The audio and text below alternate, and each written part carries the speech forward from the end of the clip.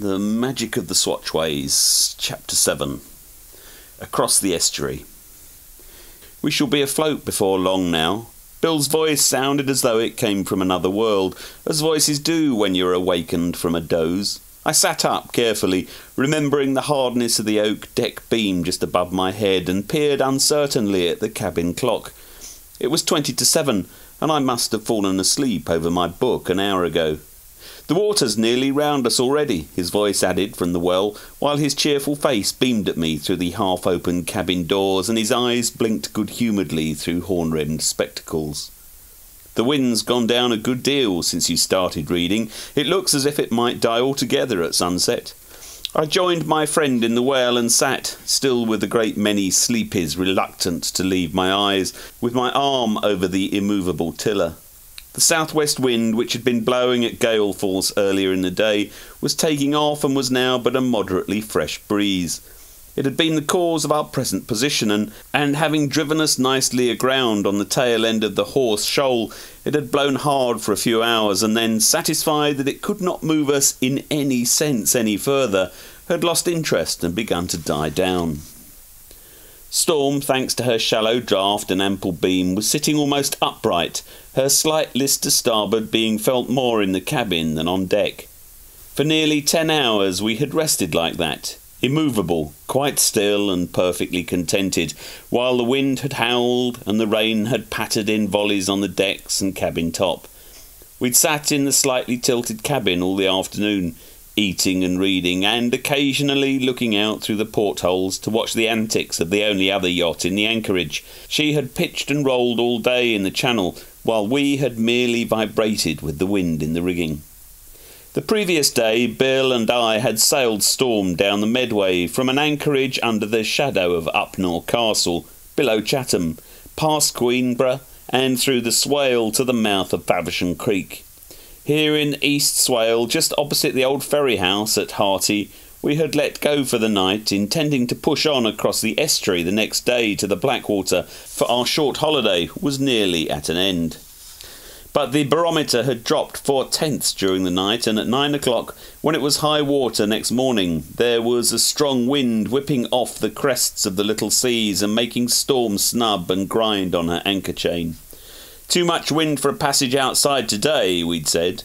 "There'd be a devil of a sea crossing the Ouse Deep, and we might not be able to make the cone. We might even be driven away to Harwich." The wind had agreed with us and burst upon the anchorage in a fury of driving rain and low scudding clouds, and an hour after high water Storm had begun to drag her anchor, but we didn't worry. For 100 yards under our lee the soft mud of Horse Shoal was uncovering like a flat pudding, the little waves breaking furiously round the windward side, leaving a rim of white froth. Storm took the mud gently and ceased to drag. The waves broke impotently against her black bows for a little time, growing less fierce as the tide dropped. All movement in the old boat subsided, and slowly the little waves retreated, leaving us sitting in an expanse of flat mud, over which froth was blown like down before the wind, while the gulls wheeled and planed over their feeding ground with weird devilish cries. From where we lay we could see across the fast uncovering flats to the distant town of Whitstable. Some of the oyster smacks, which had for a few hours been riding to their moorings, pitching slowly in the swell when the tide was up, now lay still, all hope of going to sea gone, their masts at rakish angles pointing forlornly in different directions. Beyond Shellness, the most easterly point of the Isle of Sheppey, we watched through the glasses a Thames spritsail barge sailing close-hauled up towards the London River, hugging the Kentish shore as close as she dared to gain its shelter and avoid as much of the ebb as she could. She had lowered her topsail and mizzen and was heeling appreciably under a slightly brailed mainsail and foresail, the spray driving in sheets over her bluff bows. During the afternoon a small white motor cruiser fought her way into the East Swale from the turmoil outside and dropped her anchor above us in the channel. There were 2 men and 2 women aboard, and they appeared thankful to have got in, for they all went ashore later in the dinghy, while the cruiser, in the manner of high-sided power craft, sheered wildly about on her anchor, rolling furiously. "All the joy of cruising in these places," observed the mate as he watched her, "would go if I had to do it in a motorboat. Think of taking that damn thing up the creek on a still night, disturbing the peace with the noise of that engine, and knowing that wherever you go you've got to put up with its continual racket. He sat there fumbling savagely in a time-worn tobacco pouch. Just fancy having nothing to do but stand at a wheel all day and steer while the engine just shoves you along. He bent down, shielding the match from the wind, then sat up and pulled contentedly at a crackling pipe. I don't mind having an engine aboard like you've got here, just to use in emergency, but more than half the joy is handling sails and halyards and sailing your ship around, working tides and cheating 'em across the sands. But he looked round at the expanse of mud on which we were resting. You do want a boat that'll do this sort of thing comfortably on this coast, don't you?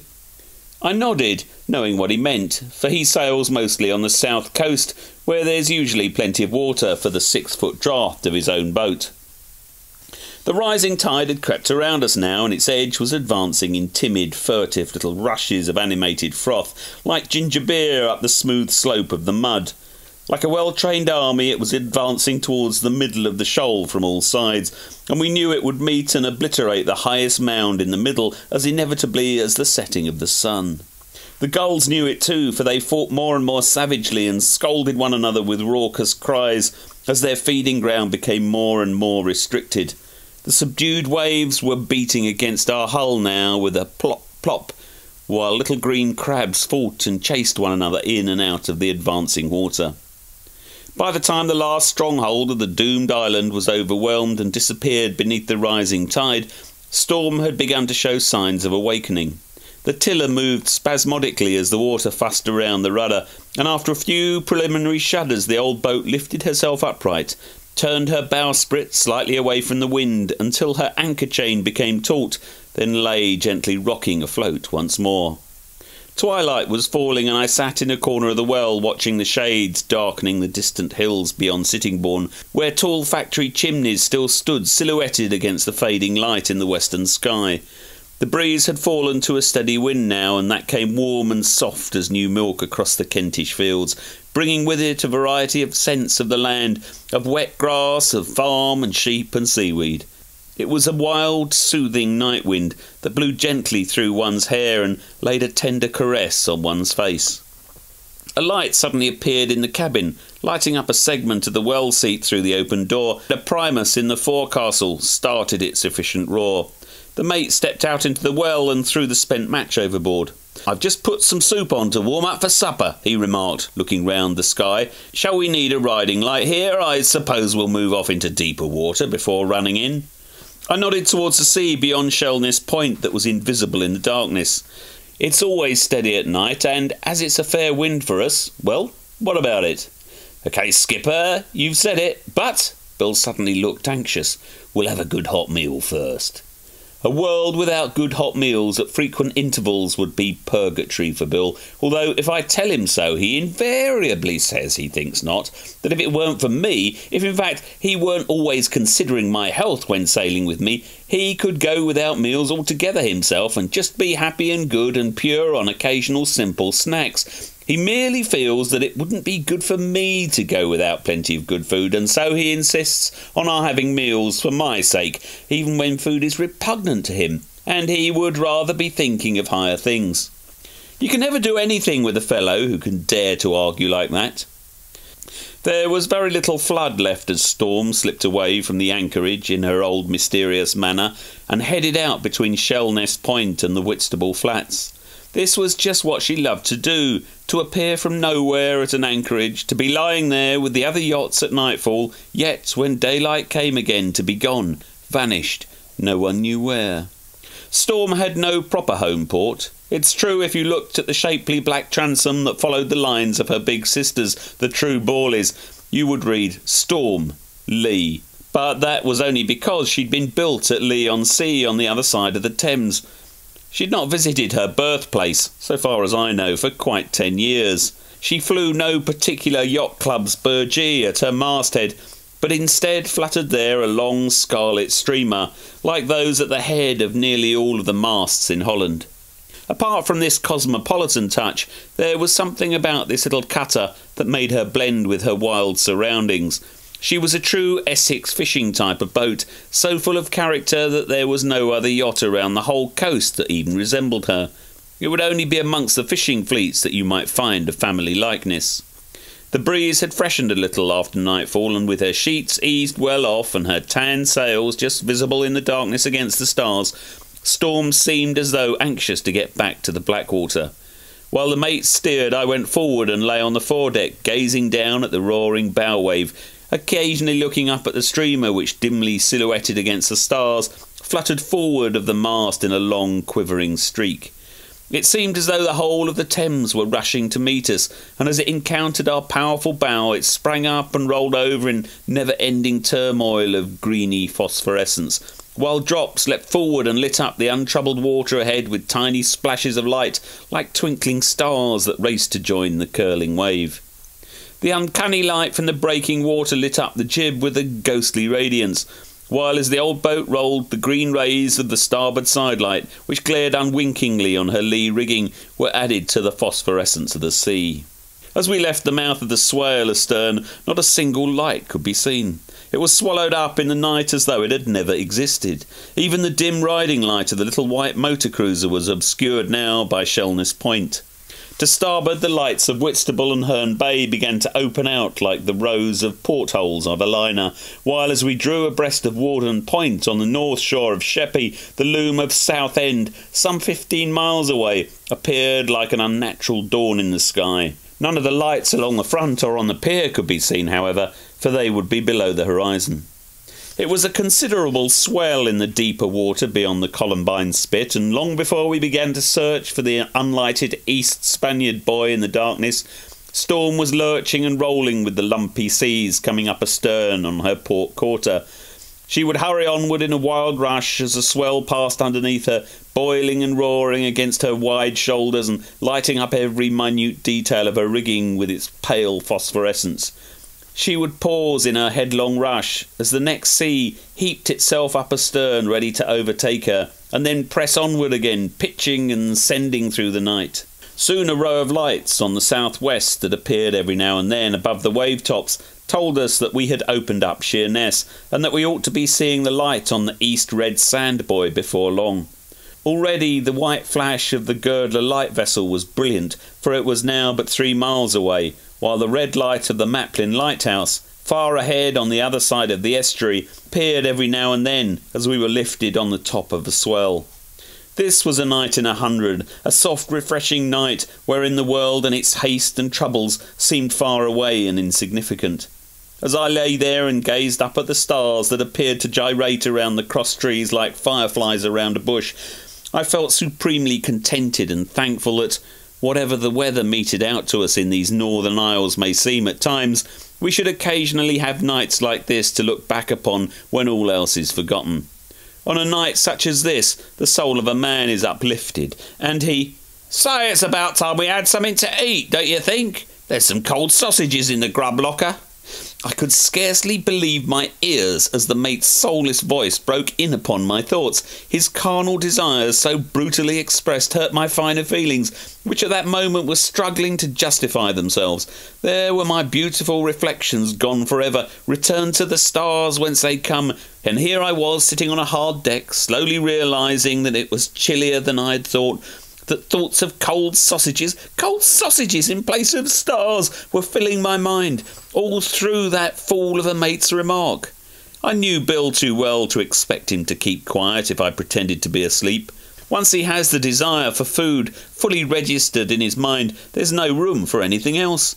He's what I call a one-idea man. If he'd only taken up a business career with the same determination, he would have become a shining example of success due to constant application. I got up reluctantly and walked aft, while his beaming face, which was lit up by a shaft of soft light from the cabin door, made me feel, after all, that while we're on this earth we may as well try to be contented with earthly things. For taken in the right way, they're pretty good, and if it comes to that, it really had got colder, and there were things worse than cold sausages and bread and brown ale to toy with, even on a night like this. I opened what Bill referred to coarsely as the grub locker, and in a few minutes we were contentedly munching to the song of the wind in the rigging. In all directions now the lights of buoys winked and flashed, some red, some white, while here or there the steady red and green lights between two equally steady white lights denoted the silent passage of a steamer through the night. We'd left the white flash of the east-red sand buoy. The light of the shivering sand buoy was twinkling and disappearing a mile or more on our starboard beam. The number of steamers' lights appeared suddenly to have increased, and it was impossible to look round the horizon and count them several times and get the same answer each time. They seemed to spring up from all over the place, for we were about to cross their outward-bound track. The breeze was holding true and steady, a lovely fair wind, and storm was hurrying through the inky water at 5 knots or more. But the ebb tide was also pouring out of London River, away to the north, running athwart our course and carrying us bodily with it. With parallel rulers and dividers in the cabin, I pored over the chart, which was spread out on the table, and worked out the simplest problem in navigation, while the little brass lamp rocked in its gimbals, and the water surged past our sides with a continuous whoosh. Let me see. The chart says neaps at 2 1/4 knots. Our speed is roughly 5 1/2. The course to clear the end of the West Barrow is north 1/4 west, and we ought to steer now. Where did I put that pencil? Have you worked out our course for the Swin yet? Bill's voice came through the closed doors. The well-lighted, cosy cabin seemed a different world from the one outside, and when I came out and closed the doors behind me, I had to accustom my eyes to the darkness.